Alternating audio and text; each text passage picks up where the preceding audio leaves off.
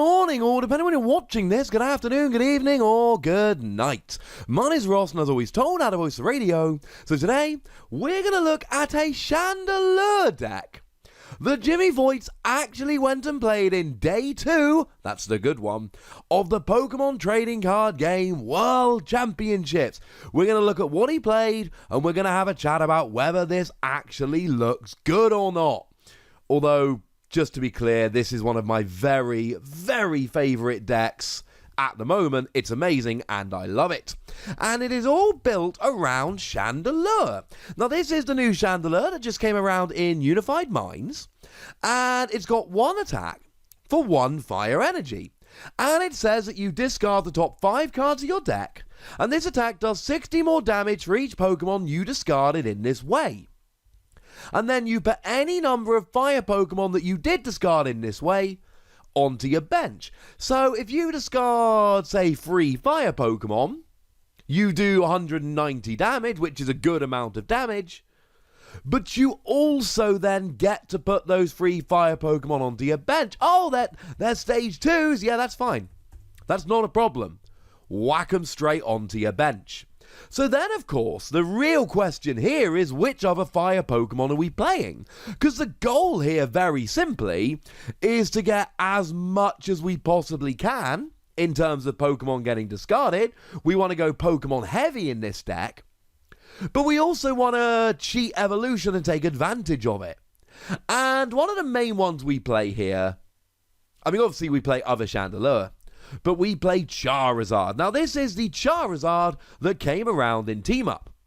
It's got an ability which allows you to search your deck for 2 fire energy and put them straight onto Charizard, as long as you're willing to put 2 damage counters onto it.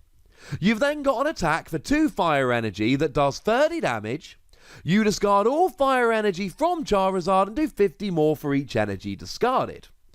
Okay, so minimum that should be doing 130, and that's good enough to get a whole bunch of non-GXs that are doing the rounds at the moment. Something like an Alola Ninetales will go down to this quite nicely. Something like a Volcanion will.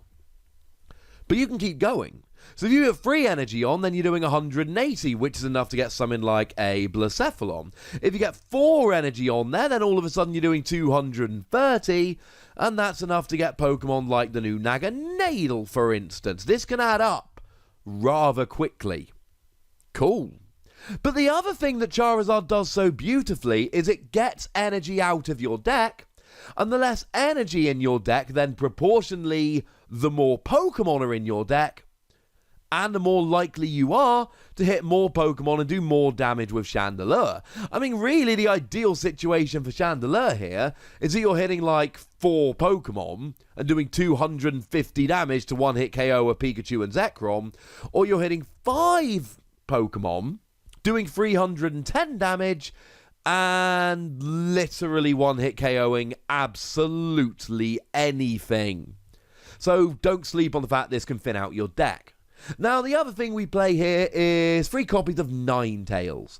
And the reason we play Ninetales is largely for the ability. It's not a phenomenal attacker. The ability allows you to discard 2 fire energy from your hand, and then it's a gusting effect. You want to play as few trainers and as much energy as you can here. So this means you don't have to play something like Custom Catcher. You can do all of your gusting with this. It makes your life a little bit easier, though it's not an attacker. Now, we also see here that Jimmy played a couple copies of Blaziken. Blaziken here has got a lovely ability. Once during your turn, you may attach a fire energy from your discard pile to one of your Pokemon. If you're attacking with Chandelure, it means that you don't need to worry about having energy in hand. You can always just accelerate it with Blaziken.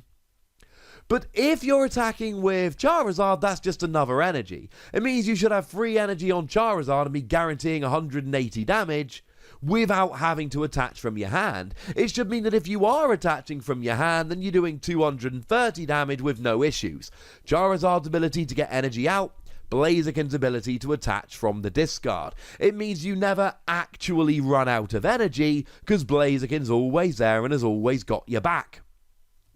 And then one or couple copies at least, of Delphox. Now, long-time viewers will know I'm a big fan of Delphox. One of my tables at my wedding was themed after Delphox. And it's, well, this card at least, because of the ability Mystical Torch. Once during your turn before you attack, you may leave your opponent's active Pokemon burned. Now this is nice for a little bit of extra damage. Burn nowadays, 20 damage, flip a coin between turns. If heads, you're no longer burned. So something like a Charizard that would be doing 230 can now actually be doing 250, and then you are in Pikachu and Zekrom KOing territory. That's kind of nice. But the other reason this is played, and Jimmy did respond to the post I popped up on Facebook about this, was because of Bronzong. You see, there is a Bronzong out there at the moment, the one that came around in Team Up. Prevent all damage done to this Pokemon by attacks from your opponent's fire Pokemon. The thing is, this generally isn't an attacking deck, it's a blocking deck. So what you essentially do is, rather than just decking out and losing, you burn Bronzong. And it's a slow route to victory, but it's still a route to victory. They take 2 damage after your turn, and there's a 50-50 chance they'll take 2 damage after your opponent's turn, because there's a 50-50 chance they wake up and don't, and a 50-50 chance that they don't wake up and do. And essentially, this will add up over time. Now, there is an argument, and Jimmy didn't, but there is an argument here to play the Infernape that makes it into 6 damage counters, and you could actually play the Fire or the Fighting one. But Jimmy said that he'd actually rather play Incineroar over Infernape. This is the one from Unbroken Bonds that means that all of your attacks do an extra 30 damage. Again, that can help you hit some numbers rather nicely. Big fan of Incineroar. But that was the Pokemon line he played. 444 Chandelure. And then after that, it was Charizard, Ninetales, Blaziken, Delphox. And this leads me to my biggest issue with the deck. You're playing 4 Lampent. They're your only basic Pokemon. Firstly, you're going to be mulliganing and giving your opponent a bunch of extra cards. And secondly, you have got to get a second Litwick out. I think I called Lampent the basic earlier. It's clearly Litwick. Because if you don't, you're going to lose. Something like a Reshiram and Charizard is going to very easily be able to do... Well, actually, with Welder, they can use a GX attack for 200 turn 2 pretty easily. Turn 1 if they go second, and that's an issue. Pikachu and Zekrom with stuff like Thunder Mountain and Tapu Koko Prism Star are going to be able to hit 150 quite easily. If you ever pass with just a Litwick out, your opponent is going to be able to get a KO, and that's a problem. Now, in terms of getting your first Chandelure out, Duskstone. What you do is you manually evolve into Lampent, you then play a Duskstone to search for a Chandelure, evolve straight up and you're rolling. And as soon as you attack with one Chandelure, you should get a bunch of other Pokemon and you'll be fine. You won't get benched out at that stage. But before you've got the first Chandelure up, this can be very, very awkward. I imagine this deck loses a bunch of games because you've only got a Litwick and your opponent will not struggle to KO it. That, ladies and gentlemen, is a problem.